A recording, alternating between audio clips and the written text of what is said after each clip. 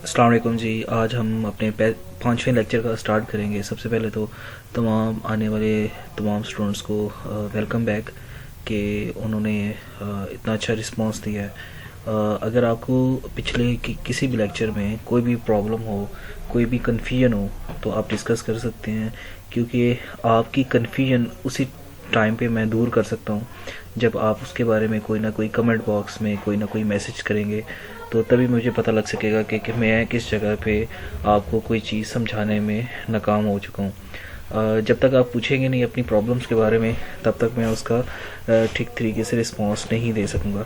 तो आज हमने अपने लेक्चर नंबर 5 का स्टार्ट करना है, और ये लेक्चर जो है ये FSC सेकेंड ईयर की किताब से मुंसलिक है। और जैसे कि हमें पता है कि हम सेकंड ईयर का चैप्टर नंबर 4 पढ़ रहे हैं, और सेकंड ईयर के चैप्टर नंबर 4 में हम एक्सरसाइज 4.4 पे हैं, और आज हमने उसका क्वेश्चन नंबर 3 करना है, जिसका मेन टॉपिक है इंटीरियर एंगल्स ऑफ ओरम्बस। एक ओरम्बस के अंदर हमने इंटीरियर एंगल्स बनाने हैं। तो मेरी कोशिश यही होगी कि सबसे पहले तो आपको बताया जाए कि एक ओरम्बस होती क्या है, उसके बाद हमने एक इंटीरियर एंगल्स वाला पोर्शन भी समझना है इसका। तो बिस्मिल्लाहिर्रहमानिर्रहीम, अपना लेक्चर का स्टार्ट करते हैं। हम अब जाते हैं अपनी नेक्स्ट स्लाइड पे, जिसमें हम क्वेश्चन नंबर एक्सरसाइज 4.4 के क्वेश्चन नंबर 13 को थारोली रीड आउट करेंगे, और इसका सॉल्यूशन किस तरह पॉसिबल है उसको ज़्यादा से ज़्यादा एक्सप्लेन करेंगे। हम अपनी सेकंड स्लाइड पे जा रहे हैं जी। ये हमारे पास जी सेकंड स्लाइड आ गई है, और ये है, इधर लिखा हुआ है question number 13, show that the points ABCD are the vertices of a rhombus. यानी उसने 4 पॉइंट्स दे दिए हैं आपको क्वेश्चंस में। पहला पॉइंट दिया है A, जिसके कोऑर्डिनेट्स हैं 0 0। अगला पॉइंट दे दिया B, जिसके कोऑर्डिनेट्स हैं 2 1। अगला दे दिया C, जिसके पॉइंट्स हैं 3 3। फिर अगला पॉइंट दे दिया 1 2, जिसके कोऑर्डिनेट्स ये किसके हैं जी, D पॉइंट्स के। इसका मतलब है उसने एक क्वेश्चन में आपको 4 पॉइंट्स दिए हैं। अगर उसने इस क्वेश्चन में 4 पॉइंट्स दिए हैं, तो हमेशा याद रखिएगा कि एक ओरम्बस में के 4 साइड्स होती हैं। तो आपने चारों साइड्स की स्लोप्स पहले फाइंड आउट करनी है, जो कि हम पिछले लेक्चर्स में आपको बता चुके हैं कि स्लोप्स कैसे फाइंड करते हैं पॉइंट्स से। उसके बाद कहता है फाइंड इट्स इंटीरियर एंगल्स, और कहता है फिर एक ओरम्बस बनाए। ओरम्बस बनाने के बाद उसके अंदर इंटीरियर एंगल्स बनाए। तो अब हमने उसके इंटीरियर एंगल्स भी फाइंड आउट करने हैं। तो नेक्स्ट स्लाइड पे जाते हैं। यहाँ पे हमने लिखा हुआ है question number 13, from ABCD is a rhombus. First कर लें, हमने एक ABCD एक ओरम्बस बना लिया है। ये A पॉइंट है जिसके कोऑर्डिनेट्स हैं 0 0, फिर B पॉइंट है जिसके कोऑर्डिनेट हैं 2 1, फिर C पॉइंट है जिसके कोऑर्डिनेट हैं 3 3, और फिर D पॉइंट है जिसके कोऑर्डिनेट है 1 2। सबसे पहले तो हमें पता होना चाहिए इंटीरियर एंगल्स कैसे बनते हैं।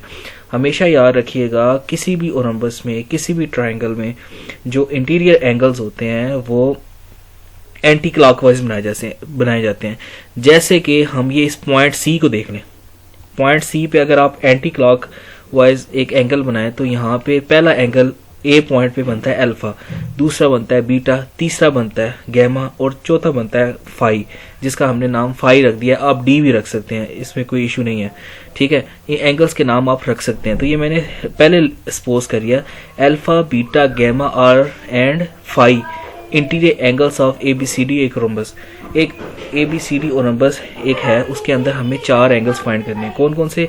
अल्फा बीटा गैमा और फाई, ठीक है। अब अगर हम पॉइंट C पे एंटी क्लॉकवाइज चलें, कौन सा रूल लगाएं? लेफ्ट हैंड रूल लगाएं या एंटी क्लॉकवाइज रूल लगाएं। तो यहाँ पे एक ये एंगल जो गैमा बन रहा है, वो उसकी हेड जो है वो साइड CD से स्टार्ट हो रही है, और टेल किस पे एंड हो रही है जी? ये साइड BC पे खत्म हो रही है। इसका मतलब है ये जो गैमा एंगल बन रहा है वो एंटी क्लॉकवाइज किस स्लोप पे डिपेंड कर रहा है। देखें, इसकी ये जो कैप है वो किस साइड पे है? ये BC साइड पे है। और इसकी जो हेड है, टेल है, वो किस साइड पे है? CD साइड पे है। तो इसका मतलब है एंगल गैमा जो है वो एट अ टाइम दो स्लोपों से मिलकर बन रहा है। कौन कौन सी स्लोप से? एक स्लोप 2 से और एक स्लोप 3 से। ऐसे ही जहां पे गैमा 3 की टेल खत्म होगी, नेक्स्ट एंगल की वहां से हेड स्टार्ट होगी। तो यहां से इसका हेड स्टार्ट हुई और जाके नेक्स्ट पॉइंट पे इसकी टेल खत्म हुई। अब इसका मतलब है एंगल बी जो है वो किन दो स्लोपों से मिलकर बन रहा है? किन दो साइड्स की स्लोप से मिलकर बन रहा है? एक साइड ए बी से और एक साइड बी सी से।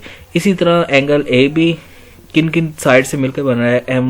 M4 से और M2 से। और इसी तरह D4 जो है वो भी डी पॉइंट जो है या फाई जो है वो किन किन पॉइंट से मिलकर स्लोप से बन रहा है? M4 और M3 से। सबसे पहले आपने क्या करना है? इन चारों साइड्स की स्लोप्स फाइंड कर लेनी है। जैसे कि साइड ए बी की स्लोप आपने M1 रखी हुई है, फिर साइड बी सी की स्लोप को आपने नाम M2 दिया हुआ है।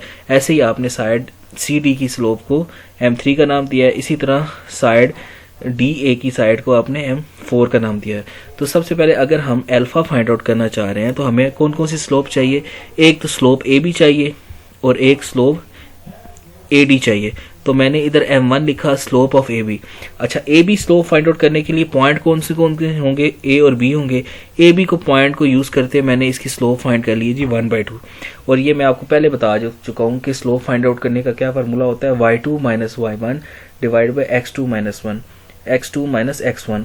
ये ए पॉइंट में पहला कोऑर्डिनेट 0 जो है ये x1 है, दूसरा y1 है। बी में पहला कोऑर्डिनेट x2 है, दूसरा y2 है। ये वैल्यूज लगाने के बाद हमने M1 स्लोप फाइंड आउट कर ली। अब देखेंगे M1 के बाद हमें M4 चाहिए। और 4 कौन सी स्लोप चाहिए? साइड AD की स्लोप चाहिए। तो मैंने लिख लिया M4 is equal to slope of AD। AD slope हमने फाइंड आउट कर लीजिए 2। अब आपने tan अल्फा लिखना है। अगर आप अल्फा को फाइंड आउट करना चाह रहे हैं तो आपने tan अल्फा लिखना है। अगर आपने बीटा को फाइंड आउट करना चाह रहे हैं तो tan बीटा लिखना है। अगर आप गैमा को फाइंड आउट करना चाह रहे हैं तो tan गैमा लिखना है। अगर फाई को फाइंड आउट करना चाह रहे हैं तो tan फाई लिखना है। तो tan alpha is equal to, देखें ये अल्फा की टेल कहाँ पे जाके रुक रही है? ये M4 पे रुक रही है। तो हम लिख लेंगे M4 माइनस टेल कहाँ से स्टार्ट हुई थी? इसका हेड कौन सा था? M1 था। तो M4 में से M1 माइनस होगा ओवर 1 प्लस M1 और M4 को दोनों को मल्टीप्लाई करके लिख देंगे। ये फार्मूला इसका बन गया है। अब हमने M1 M4 की वैल्यू जो है 1/2 वो लगा दी। M1 की वैल्यू जो है ये M4 की वैल्यू जो है 2 थी, M1 की वैल्यू आपके पास 1/2 थी। ये तमाम वैल्यूज पुट की और मेरे पास क्वेश्चन आ गया का इस चीज़ का सोल्यूशन आ गया 0.75। यहाँ पे 10 मल्टीप्लाई हो रहा था, उधर जाके इन्वर्स हो जाएगा। तो alpha is equal to tan inverse 0.75। जब मैंने tan इनवर्स 0.75 की वैल्यू कैलकुलेटर से फाइंड आउट किया तो इसका जवाब आ गया 3.65। इसी तरह हमने नेक्स्ट स्लाइड पे tan बीटा का भी वैल्यू यही फाइंड आउट इसी तरह फाइंड करनी है। tan गैमा की भी वैल्यू इसी तरह फाइंड करनी है और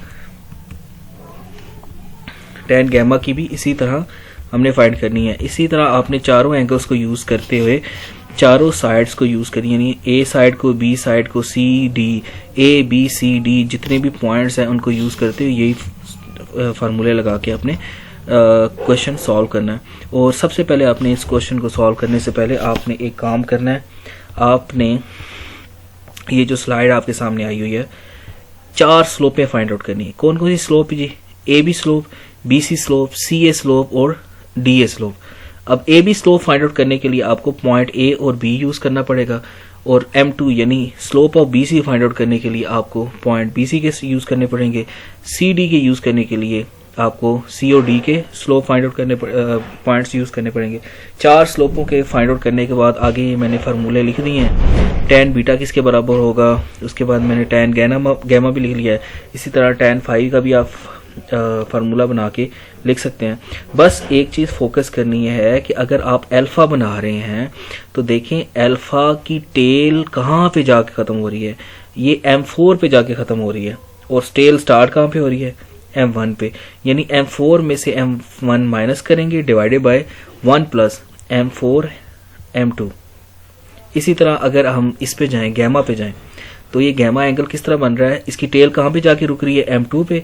और कहाँ से स्टार्ट हो रही है? M3 पे। यानी M2 में से M3 माइनस करेंगे 1 ओवर 1 प्लस M2 M3 इसको मल्टीप्लाई करके इसकी वैल्यूज पुट करके हमने अल्फा बीटा गैमा या की वैल्यूज फाइंड आउट करनी है। उम्मीद है कि ये आपको लेक्चर जरूर समझ में आया होगा। अगर इसमें कोई कन्फ्यूजन हो तो आप कमेंट बॉक्स में मैसेज कर सकते हैं, इंशाल्लाह इसका रिप्लाई ज़रूर आएगा।